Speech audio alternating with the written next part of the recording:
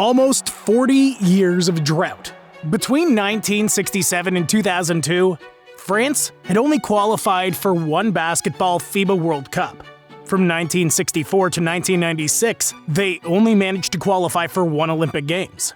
The dominating power we're seeing today in French basketball, it was not the norm in the past.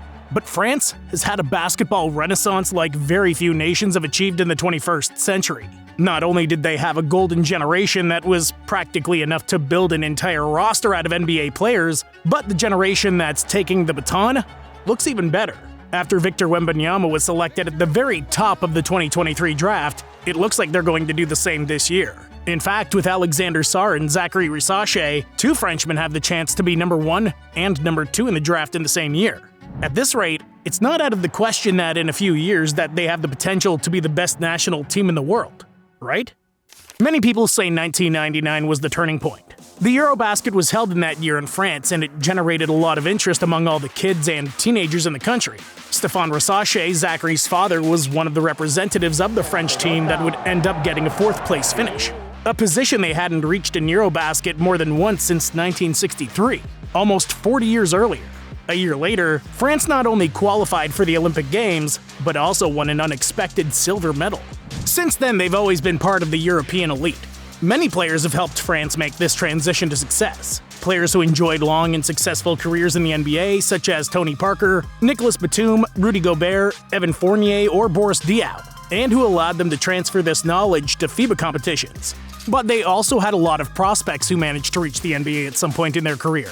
Akobo, Yabusele, Seraphine, Bobois, Petrus, Ajinça, Mahinmi, Ntilikina, Petro. Everybody knows that having players who are talented enough to be on an NBA roster is a great advantage for international teams.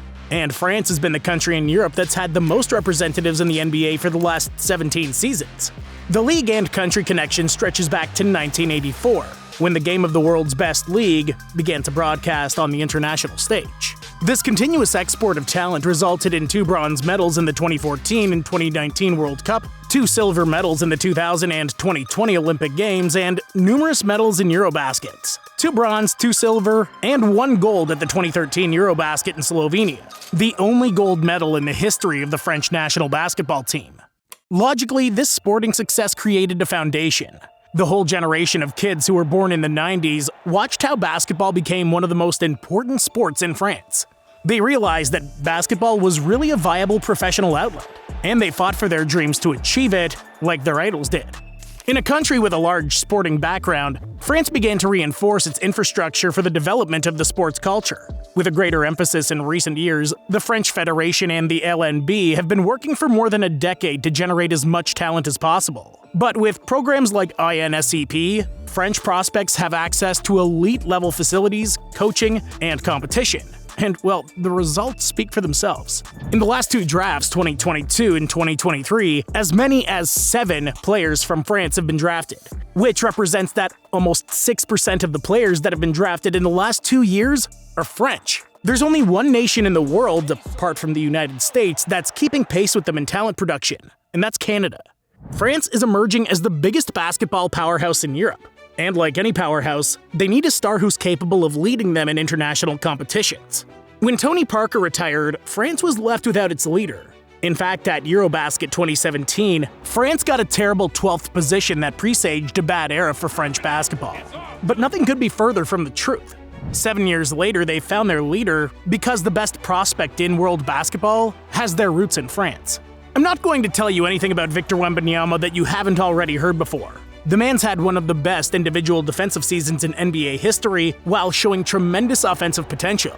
His frame has made him the most special unicorn we've ever seen as well. At 7'4", Victor moves like a wing. He can create a shot, he can dribble, he's the best lob threat in league history. The kid simply has it all. He's just one of those anomalies, one of those rare players that people think has the ability to change basketball forever.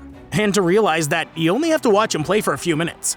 But the amazing thing is that he's not the only spectacular prospect that France will be able to use for the next decade and a half. His teammate at Metropolitans 92, Bilal Coulibaly, was also drafted in 2023 and was having a good rookie season until he suffered a wrist injury that kept him off the court. But nonetheless, another 6'6" prospect with a very high potential. Looking at the upcoming draft, French basketball has even more potential coming through. Alexandre Sarr, the center born in 2005, was the first European player in history to sign with Overtime Elite. That background offered him an experience in American basketball training that he could complement with his experience in French and Australian basketball, as he was also part of the Next Stars program. In short, Sarr's a player with experience in all types of basketball. His 7'1" frame is not that of a traditional center. He has plenty of ability to play away from the hoop, both on offense and defense. His lateral quickness is surprising considering his height, but it's his versatility that makes him a high-valued prospect. Some compare him to Serge Ibaka, others to Jaren Jackson Jr., others even to Anthony Davis. And next year he's going to be able to prove it in the NBA. Risacher, on the other hand, looks like a new version of Nicolas Batum who could have even more potential. An all-purpose forward with a great basketball IQ who, despite not having a great wingspan or out-of-this-world athleticism, is capable of doing anything on the court. 6'10", excellent on the catch and shoot, great cutter, good passer. He's the kind of prospect that any coach would like to have in the NBA. And his projection seems even bigger considering the signs he's shown this year at JL Bourg in the French League. Not only that, but Tidjane Salaün, another power forward of French origin, looks more and more likely to be drafted in the lottery. A somewhat similar profile to Risacher, but with a completely different athleticism. He doesn't have Zacharie's maturity, nor does he have his understanding of the game, but his incredible athleticism has caught the attention of scouts, who consider him to have a very high potential. But this accumulation of talent doesn't look like a fluke. It doesn't look like a great 3-year streak in which France has been blessed with what are becoming the best prospects in the world. If we look at the 2025 mock drafts, we find Nolan Traore. The 6'4" point guard is projected to go second overall in next year's draft after surreal performances at the Next Generation tournament. He had a 45-point, 6-rebound, 9-assist game against Barcelona.